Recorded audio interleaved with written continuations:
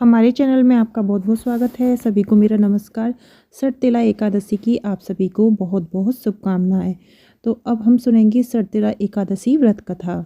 एक समय दल्लभ ऋषि ने पुलस्त ऋषि से पूछा, हे महाराज, पृथ्वी लोक में मनुष्य ब्रह्मा हत्यादि महान पाप करते हैं, पराये धन की चोरी तथा दूसरे की उन्नति देखकर ईर्ष्या करते हैं, साथ ही अनेक प्रकार के व्यसनों में फंसे रहते हैं, फिर भी उनको नरक प्राप्त नहीं होता। इसका क्या कारण है? वे न जाने कौन सा दान पुण्य करते हैं जिससे उनके पाप नष्ट हो जाते हैं। यह सब कृपा पूर्वक आप कहिए।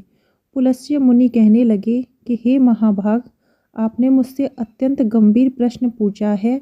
इससे संसार के जीवों का अत्यंत भला होगा। इस भेद को ब्रह्मा, विष्णु, रुद्र तथा इंद्र आदि भी नहीं जानते, परंतु आपको यह गुप्त तत्व अवश्य बताऊंगा। उन्होंने कहा कि हे माघ मास लगते ही मनुष्य को स्नान आदि करके शुद्ध रहना चाहिए। इंद्रियों को वश में कर काम, क्रोध, लोभ, महा अहंकार, ईर्ष्या तथा द्वेष आदि का त्याग कर कर भगवान का स्मरण करना चाहिए।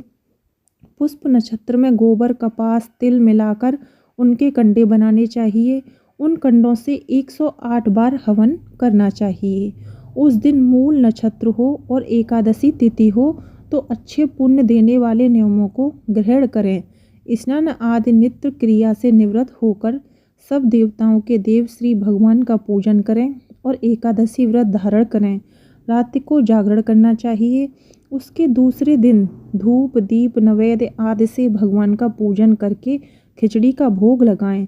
तत्पश्चात पेठा, नारियल, सीताफल या सुपारी का अर्घ्य देकर स्तुति करनी चाहिए।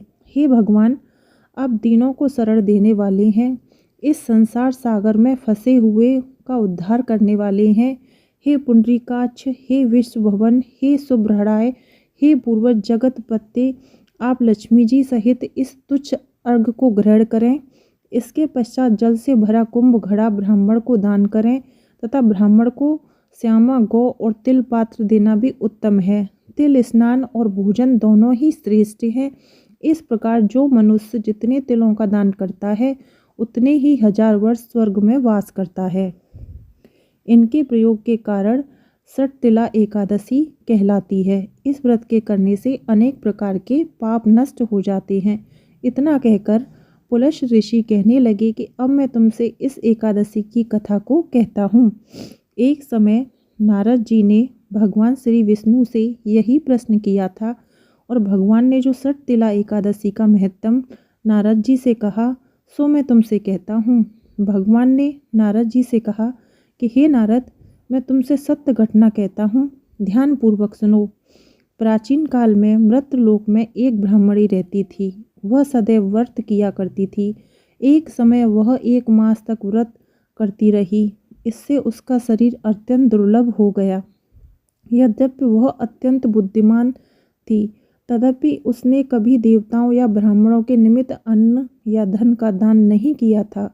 इससे मैंने सोचा कि ब्राह्मणी ने व्रत आदि से अपना शरीर शुद्ध कर लिया है, अब इसे विष्णु लोक तो मिल ही जाएगा, परंतु इसने कभी अन्न का दान नहीं किया, इससे इसकी तृप्ति होना कठिन है।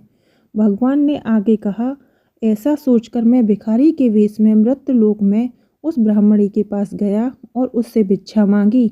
वह ब्राह्मणी बोली, महाराज, किस लिए आई हो? मैंने कहा, मुझे भिक्षा चाहिए। इस पर उसने 1 मुट्ठी का ढेला मेरे भिक्षा पात्र में डाल दिया। मैंने उससे लेकर स्वर्ग में लौट आया।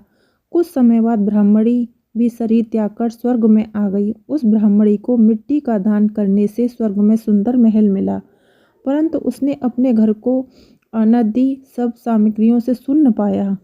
घबराकर वह मेरे पास आई और कहने लगी कि भगवान, मैंने अनेक व्रत आदि से आपकी पूजा की, परंतु फिर भी मेरा घर अनादि सभी वस्तुओं से शून्य है। इसका क्या कारण है? इस पर मैंने कहा, पहले तुम अपने घर जाओ, देव स्त्रियां आएंगी तुम्हें देखने के लिए। पहले उनसे सटतिला एकादशी का पुण्य और विधि सुन लो, तब द्वार खोलना। मेरे ऐसे वचन सुनकर वह अपने घर गई। जब देव स्त्रियां आईं और द्वार खोलने को कहा तो ब्राह्मणी बोली, आप मुझे देखने आई हो तो सटतिला एकादशी का महत्व मुझसे कहो। उनमें से एक देव स्त्री कहने लगी कि मैं कहती हूँ। जब ब्राह्मणी ने सटतिला एकादशी का महत्व सुना तो द्वार खोल दिया। देवांगनाओं ने उससे देखा कि ना तो वो गंधर्वी है और ना असुरी है, वरन पहले जैसी मनुष्य है। उस ब्राह्मणी ने उनके कथा अनुसार सटतिला एकादशी का व्रत किया। इसके प्रभाव से वह सुंदर और रूपवती हो गई तथा उसका घर अनादि समस्त सामग्रियों से युक्त हो गया। अतः मनुष्य को मूर्खता त्याग कर सटतिला एकादशी का व्रत और लोभ न करके तिल आदि का दान करना चाहिए। इससे दुर्भाग्य, दरिद्रता तथा अनेक प्रकार के कष्ट दूर होकर मोक्ष की प्राप्ति होती है। तो यह थी सटतिला एकादशी की व्रत कथा।